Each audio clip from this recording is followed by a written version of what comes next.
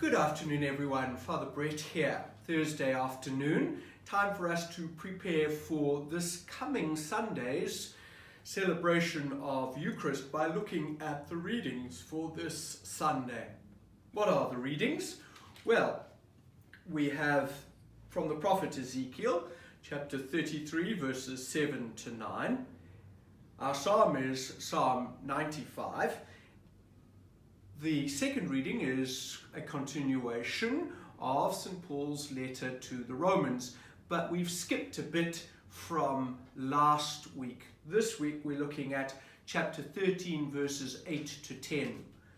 And the Gospel, of course, because we are in year A, is from St. Matthew's Gospel. And again, we've missed a little bit. It's not flowing in direct sequence from last week. We've got chapter 18, verses 15 to 20. What is the overarching theme for this 23rd Sunday of Ordinary Time? I would say how we are, each and every one of us, how we are expected, required, challenged to speak out. To speak out when we see things that are wrong, that are contrary to the teachings of the church, contrary to the ways Jesus expects us to live. But the real question behind that then is, how do we do that? How do we correct our brothers and sisters? And then another question, with what intention? Well, if we look at the first reading from the prophet Ezekiel, he likens his role as a prophet to that of the work of a sentry or a watchman. That he is to look out for danger so as to protect the flock, to protect the community. And perhaps that's the answer to that second question. What is the intention? To protect, to care for the church. Yes, we do need to look for danger, and we must call it out. The prophet is clear about that. But with the intention of protecting the community, protecting people, keeping them close to God. And so, as we are called to be prophets, remember our baptism makes us prophets, priests, and kings. If we are to be prophets, we too must be able to call out behavior, actions, words that are contrary to the gospel, contrary to the teaching of the church, but with the intention to protect and safeguard and care for people, for the community. And that links very clearly with the gospel passage. Jesus is talking about the need for members of the church, ecclesia, the community, to protect the community, to protect members, and to remain faithful to Christ's teaching.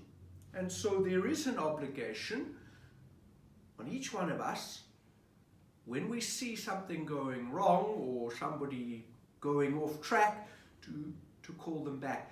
But it's clear to regain that person, not to shame them, not to embarrass them, but to bring them back. So that intention is the same really as described by the first reading, the prophet Ezekiel. Also, we read there that if he, the person who you have challenged, who you've asked to come back because they have gone astray, if he refuses to listen to them, those who have gone from the church to help bring them back, if he refuses to listen to them, tell it to the church, the ecclesia. Remember that what Matthew would have had in mind here are little house churches. There would have been a few in a city. and they usually weren't more than, I suppose, if they were gathering in a house of someone who was very wealthy, maybe 30 odd people. Otherwise, they were much smaller, 10, 15 people. So that's what he understands by the church. Not telling hundreds and hundreds of thousands of people necessarily. And if he refuses to listen even to the church, let him be to you as a Gentile and a tax collector. Now remember, Matthew's community is steeped in Jewish traditions and laws. It is a predominantly Jewish community, Jewish church. And so how would a Gentile and a tax collector be to a Jew? Well, they were outcasts. And so the idea of, well, if the person is not willing to amend their ways, get rid of them. But we know that that perhaps is not the only interpretation we can give to that bit of scripture. Because if we take a broader view and look at how Jesus interacted with both Gentiles and tax collectors, we see that he was very merciful, that he was with them. So yes, maybe we can take the strict interpretation and get rid of those who do not follow the teachings of the church, teachings of the community, Jesus. But Jesus was loving, merciful, and kind to Gentiles and tax collectors. And so I think this gives us a hint, a clue to answering the first question.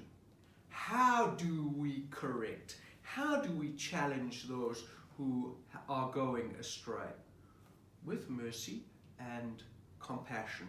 So yes, we have an obligation to correct, but with kindness and mercy, with the aim of regaining them, bringing them back. I think these two readings will be a big challenge for many of us in the world, and in certain places too, like the United States of America, where they are preparing to vote, and there is much division and much vitriol and debate regarding the candidates and their stance on things like abortion and how they are to interact with one another. I think these readings will be enormously challenging. And that then links to St. Paul's letter to the Romans, the extract that we have here for this Sunday. We're reading verses 8 to 10 of chapter 13.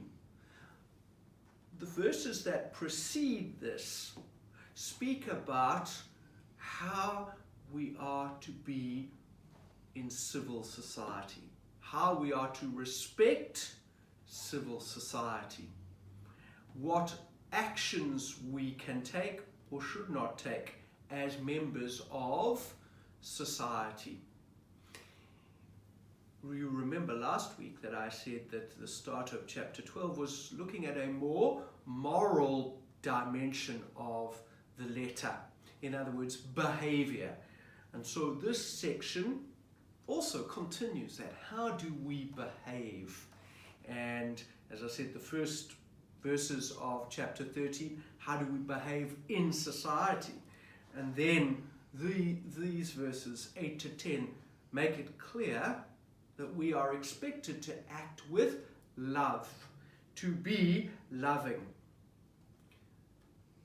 That does not mean that people can behave in any way they want and we just love them. No. We need to challenge, correct, bring back, but with love. So, there's some quite topical issues for us in the readings for this 23rd Sunday.